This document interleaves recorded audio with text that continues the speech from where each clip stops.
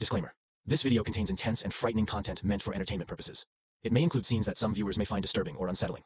We recommend viewer discretion, especially for those sensitive to horror themes or with underlying medical conditions that could be affected by intense content. The events portrayed in this video are entirely fictional, and any resemblance to real-life situations or individuals is coincidental. We do not endorse harmful or illegal activities. By continuing to watch, you acknowledge the content warning and proceed at your own discretion. Story 1. The Ghost of Emily. I've always been fascinated by the macabre. I love ghost stories, horror movies, and anything else that gives me a good scare. So, when my friend dared me to spend a night in the old cemetery, I was intrigued. The cemetery was located on the outskirts of town, and it was notorious for being haunted. There were rumors of strange lights, eerie noises, and even ghostly apparitions. But I wasn't afraid. I was determined to prove to my friend that I was a brave soul. That night, I arrived at the cemetery late. The moon was full, and the only sound was the wind rustling through the trees. I walked through the cemetery gates and felt a chill run down my spine. The tombstones loomed over me like silent sentinels. I made my way to the center of the cemetery and found a large oak tree. I sat down under the tree and closed my eyes. I wanted to try to open my mind to the spirits that were rumored to haunt the cemetery. After a few minutes, I started to feel uneasy. I could sense a presence around me. I opened my eyes and looked around, but I didn't see anything. Suddenly, I heard a noise behind me. I turned around and saw a figure standing in the shadows. The figure was tall and slender, and it was wearing a long white dress. I gasped in fear. The figure raised its hand and waved at me. I waved back, hesitantly. The figure stepped out of the shadows and walked towards me. As it got closer, I could see that it was a woman. She had long, flowing black hair and pale skin. Her eyes were large and dark, and they seemed to see right into my soul. The woman stopped in front of me and smiled.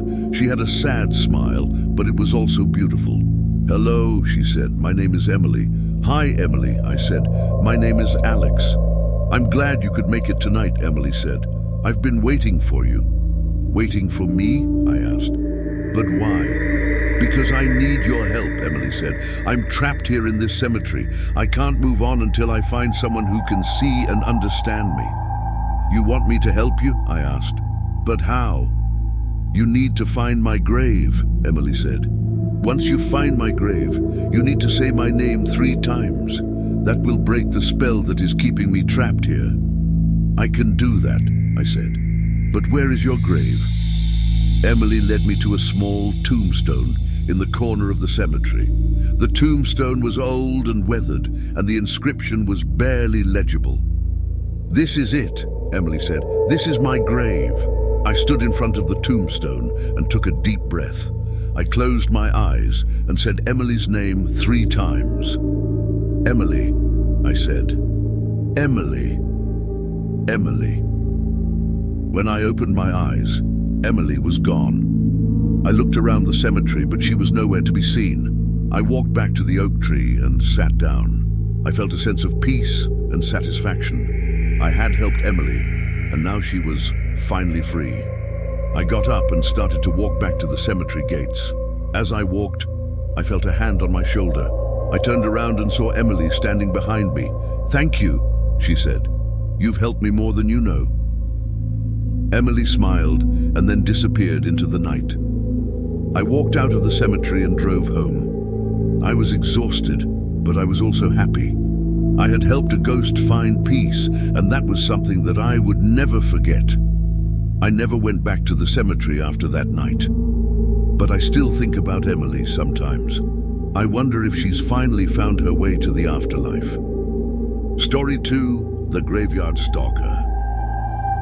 I've always been fascinated by the paranormal, and I've always wanted to experience it for myself. One night, I decided to go to the haunted graveyard that is located just outside of my town. I had heard many stories about this place, and I was eager to see if they were true. I arrived at the graveyard around midnight. The air was cold and still, and the only sound was the wind rustling through the trees. I could see the headstones in the distance, glowing faintly in the moonlight. I took a deep breath and started walking towards them. As I got closer to the headstones, I could see that many of them were old and weathered. Some of them were even toppled over. I walked between the rows of headstones, reading the inscriptions on each one. I felt a chill run down my spine as I realized that I was surrounded by the dead. I came to a clearing in the graveyard, and I saw a large oak tree standing in the center. The tree was gnarled and twisted, and its branches reached out over the clearing like twisted arms. I had heard that this was the spot where the most paranormal activity occurred, so I decided to sit down under the tree and wait. I sat there for a long time, listening to the silence. The only sound was the wind rustling through the leaves of the tree. I started to get sleepy, and I was about to give up and go home when I heard something. It was a soft sound, like a whisper.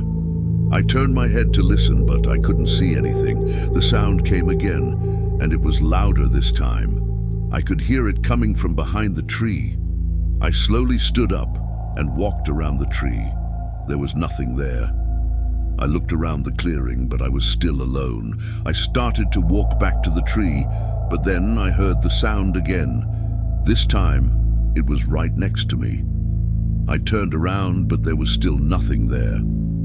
I could feel the fear rising in my chest. I started to run back to the entrance of the graveyard. I ran as fast as I could, but I could still hear the sound behind me. It was getting louder and louder. I could hear it getting closer. I reached the entrance of the graveyard and burst through the gate. I ran down the road, not daring to look back. I didn't stop running until I reached my car. I jumped in and locked the doors. I sat there for a long time, catching my breath. I never did find out what was following me that night, but I know that it was something real. I've never been back to that graveyard since, and I never will. Story 3: The Cemetery Mirror. I've always been fascinated by haunted cemeteries. I love the stories and the mystery behind them. One day, I decided to visit a haunted cemetery that was rumored to be home to a malevolent spirit. The cemetery was located on the outskirts of town, and it was known for its eerie atmosphere. The tombstones were old and weathered, and the trees were gnarled and twisted. As I walked through the cemetery, I felt a sense of unease.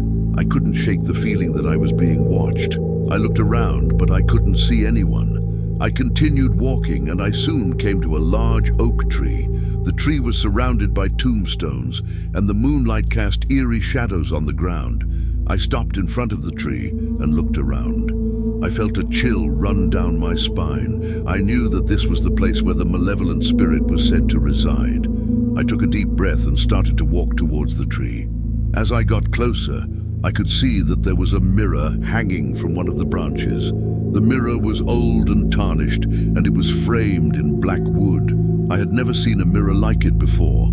I stopped in front of the mirror and looked at my reflection. My face was pale, and my eyes were wide with fear. I looked like I had seen a ghost. I took a step back from the mirror, but then I felt a strange compulsion to look at it again. I turned back to the mirror and looked at my reflection. My reflection smiled at me. It was a cold, malevolent smile. I gasped in fear and took a step back. My reflection stepped forward. It was coming towards me. I turned and ran, but my reflection followed me. It was getting closer and closer. I could feel its icy breath on my neck. I turned a corner, but my reflection was still there. I ran and ran, but I couldn't escape. My reflection was gaining on me. I turned another corner, and I saw the cemetery gates. I ran towards the gates and burst through them. I ran out of the cemetery and onto the road. I didn't stop running until I was safely back in my car. I locked the doors and rolled up the windows. I looked back at the cemetery, and I saw my reflection standing in the shadows behind the oak tree. It smiled at me and then disappeared. I never went back to the cemetery after that night, but I still think about the mirror sometimes. I wonder what would have happened if I had stayed to look at my reflection. I wonder if I would have been trapped in the mirror with the malevolent spirit.